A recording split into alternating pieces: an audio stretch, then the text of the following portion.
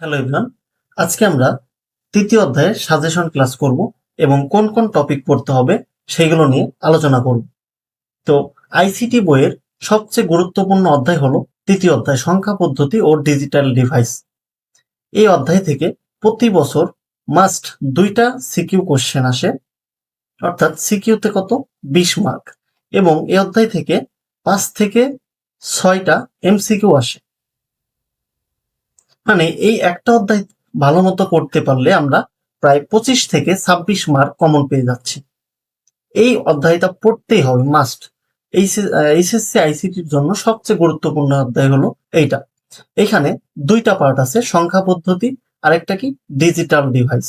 তো 2টা পার্ট থেকে আমার 2টা সিকিউ আসে, অর্থাৎ সংখ্যা পদ্ধতি পড়লে আমরা এখানে একটা সিকিউ অর্থাৎ 10 মার্ক, ডিজিটাল ডিভাইস এই অংশে 10 মার্ক।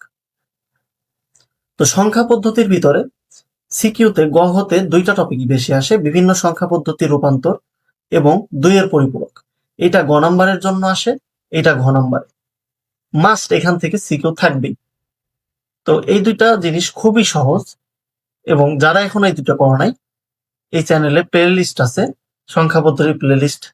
সেখানে সুন্দরভাবে সংখ্যা পদ্ধতির রূপান্তর এবং 2-এর পরিপূরক বোঝানো হয়েছে।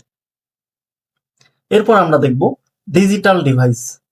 ডিজিটাল ডিভাইসের ভিতরে কি কি আছে? বুলিয়ান অ্যালজেব্রা, ডি মর্গানের উপপাদ্য, বিভিন্ন ধরনের গেট বাস্তবায়ন, সত্য সারণী, সরলীকরণ, ফাংশন থেকে লজিক সার্কিট, এনকোডার ডিকোডার। তো এগুলো থেকে আমাদের আরো একটা সিকিউ থাকে, এখানে 10 মার্ক। তো এই 2টা টপিক, 2টা পার্ট থেকে আমাদের 2টা সিকিউ থাকবে, এবং এইখান থেকে 5 থেকে 6টা এমসিকিউ থাকবে। তো এই অধ্যায়টা খুবই ভালো করে পড়তে হবে আমাদের।